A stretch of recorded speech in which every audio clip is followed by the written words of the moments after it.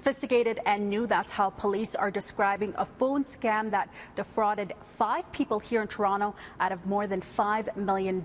So how does it happen? Well, first, a call comes into the landline, and the person on that end says that your credit card is currently involved in a fraud at their retail store. They advise you to hang up immediately, call police or your financial institution, and you do just that. You offer up some of your most vulnerable information. That person also advises you to transfer all your funds out of your account and into an external account as an investigation is started. But there is no investigation. The people you've been speaking with, well, they're not who you think they are. You've actually been chatting with fraudsters this whole time, and even though you think you hung up that phone call, the call was never really disconnected.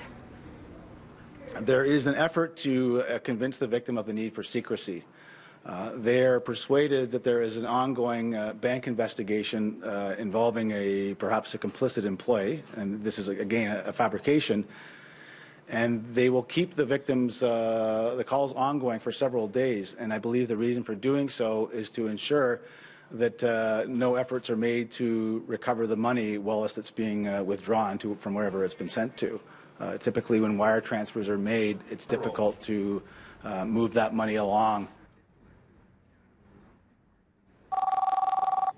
Not only by Toronto police, but also the RCMP and U.S. officials. They've been happening for at least 4 months. Police say anyone can be targeted, and there's evidence hundreds of thousands of attempts have been made Canada-wide. A cybersecurity expert says the vulnerability may not be the landline itself, but something else that's common in many Canadian households.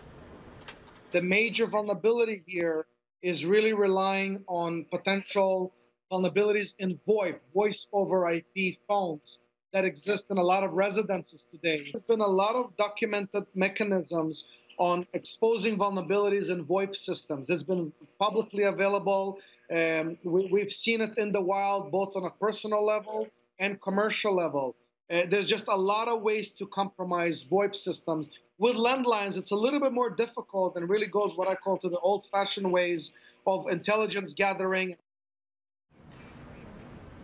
And during that presser, police also offered up some tips on how people can protect themselves against scam like this. The first is they're reminding residents that 911 is simply for emergencies that put either people or properties at risk, and an operator would never transfer you over to an investigator. Now, if you are worried about the security of your funds, police advise you to walk into your bank branch and deal with these concerns in person and not over the phone. And now also take extra steps in ensuring the claims are true. Just because a caller ID number shows up on your phone doesn't mean that that you know who you're speaking with. In fact, there are many technologies, spoofing technologies, that are used and provide inaccurate caller ID information. And if you doubt the person who you're speaking with isn't who they say they are, well, simply take their information down, hang up that call, do some research, and if you do decide to call them back, simply do that on another landline. Now, as we said, this is a completely sophisticated and new scheme ahead. I'll tell you who the cybersecurity thinks is behind this scheme. The scheme appears to be directed at persons using their home-based phones. There's no particular phone provider involved. To date, 5 Toronto victims have suffered losses of over 5.1 million Canadian.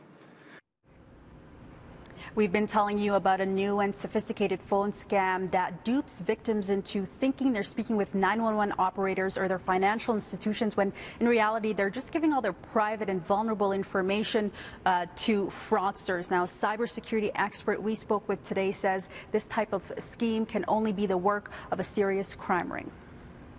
This sounds like something extremely sophisticated. I would say that probably in the rounds of top criminals, this has been a fantasy for a very long time.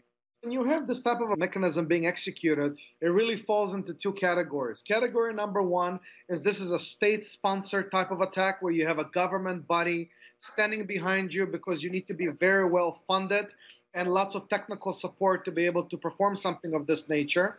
On the other side, it could be a very large organized crime ring that is able to pull this off, as this type of a mechanism you cannot pull off out of a basement. And police say they're trying to raise awareness on this scam. Some tips that they have offered to help residents protect themselves is first, they're reminding residents that 911 is strictly for emergencies that have to do with people or properties being put at risk. They also say a 911 operator will never transfer you over to an investigator. Now, if you are worried about the security of your funds in any way, police are advising residents to walk into a branch and deal with the matter face to face rather than dealing with it over the phone. Take extra steps when it comes to you believing who you speak with. Don't assume that just because a number shows up on your caller ID that it's official. There are many spoofing technologies that don't really provide enough information on this caller ID. Now, if you doubt the person who's calling you is who they say they are, they say take all their information down, do some research, and then at a later date call them back if you do wish to do so.